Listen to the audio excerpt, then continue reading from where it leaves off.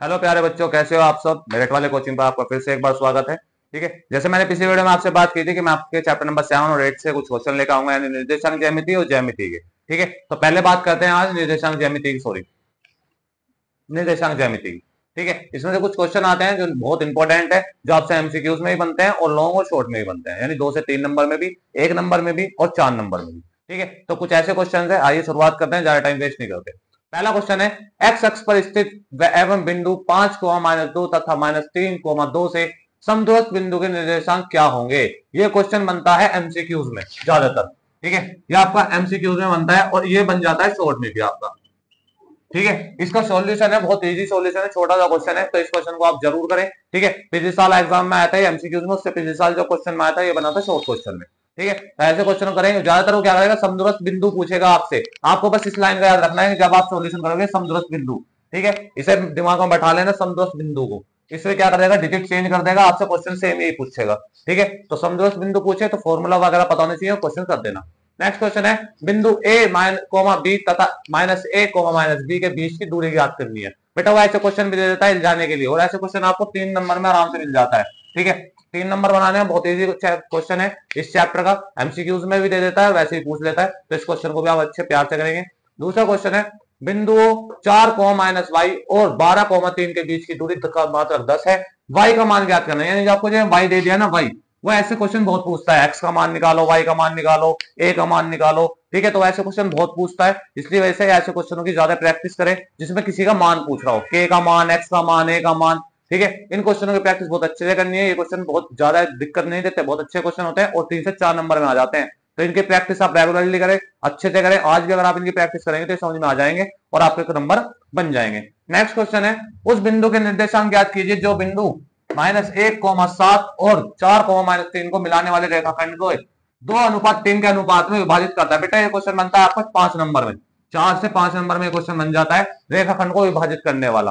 Question का formula पता होना चाहिए कि रेखाखंड को विभाजित करने वाला फॉर्मूला कौन सा है। अगर आपको फॉर्मूला पता है तो आप इसे बड़े प्यार से कर सकते हैं।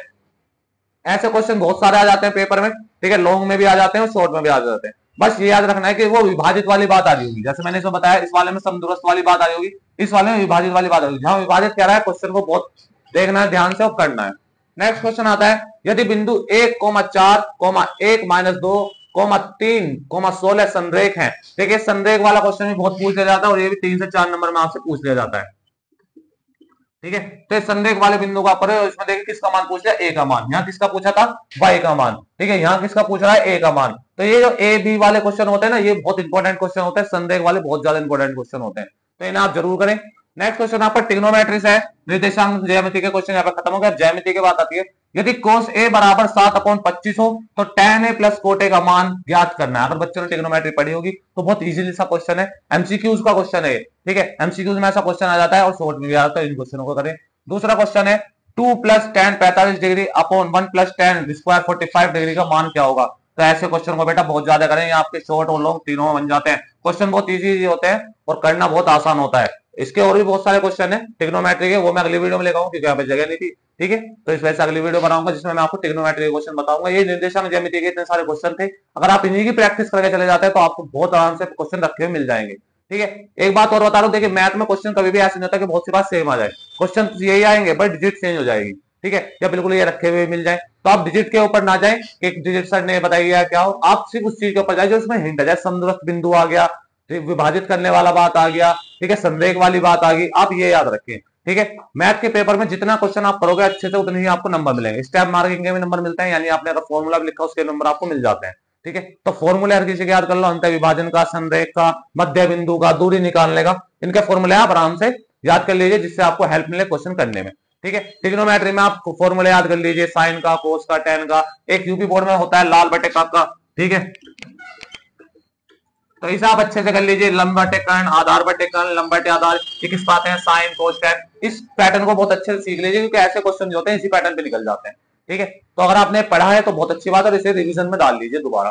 ठीक है, एक बात और कि आप एमसीक्यूज की जो बात करते हैं, बहुत सारे बच्चों की दिक्कत आ रही है एमसीक्यूज को, जो 20 नंबर के एमसीक्यूज आए, बेटा एमसीक्यूज में आप तुक्के मारने वाले हो क्योंकि उस एमसीक्यूज में क्वेश्चन इस तरीके से पूछ ले जाते हैं। अब इस क्वेश्चन को अगर आप करने बैठोगे तो आपको यहाँ पे टाइम जाएगा बहुत अच्छे तरीके से। तो आप क्या करोगे, इन क्वेश्चनों को आप बाद में देखोगे जो आपसे एमसीक्यू क्वेश्चन है, इससे पहले आपको ट्राई क्या करना है, ट्राई ये करना है कि आपको जो क्वेश्चन आते हैं, मान लो ऐसे कुछ क्वेश्चन आते हैं जो शॉर्ट में है, लॉन्ग में है, तो आप पहले उन क्वेश्चनों को जाकर ट्राई मारेंगे, क्योंकि मैथ में आपको टाइम मिल जाएगा आराम से। जिस बच्चे की तैयारी नहीं है इतनी खास, लेकिन जिसकी तैयारी है उसे उसमें भी टाइम नहीं मिलने वाला, तो आराम से। और एक रफ पेज आपकी कॉपी में होता है पीछे की तरफ, उस रफ पेज में अपना काम पूरा करना है, फॉर्मूले लिखने हैं, जो भी आप करना चाहो वो कर सकते हो, पर करना जरूर है उस रफ पेज का काम, खाली नहीं छोड़ पाना। क्योंकि रफ पेज पर देखिए अगर आप खाली छोड़ कर आते हो तो ऐसा लगता है कि बच्चे ने कुछ करा ही नहीं, फिर बस वही अपने हिसाब से तो। लेकिन जब आप रफ पेज पे मल्टीप्लिकेशन करते हो, डिवाइड करते हो, क्वेश्चन लिखते हो, फॉर्मूले लिखते हो, तो वहां पे लगता है एग्जामिनर को हाँ इस बच्चे ने कुछ करके देखा है।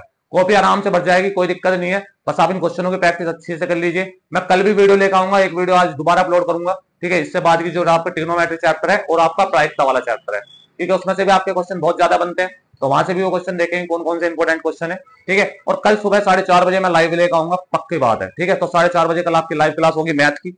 आप इन क्वेश्चनों को बहुत अच्छी तरीके से करिए, समझ के करिए। कोई भी दिक्कत आ रही है आप मुझे कमेंट कीजिए, मेरा पर्सनल नंबर भी मैं डाल दूंगा, ठीक है। आप उस पर मुझे पर्सनली कमेंट कर सकते हैं, मैं इनके आपको नोट्स भी दे सकता हूँ, ठीक है। तो आप अच्छे तरीके से कोशिश कीजिए इन क्वेश्चनों को करने की, डरना बिल्कुल नहीं है। बोर्ड का एग्जाम आपका कल है, आज अच्छे से तैयारी कीजिए, आज आपके पास पूरा दिन आज का, कल का भी सुबह का टाइम आपके पास है, तो आराम से कीजिए, कोई दिक्कत नहीं, ठीक है। चैनल को सब्सक्राइब कर लीजिए, लाइक कीजिए और कमेंट भी जरूर कीजिए। Thank you.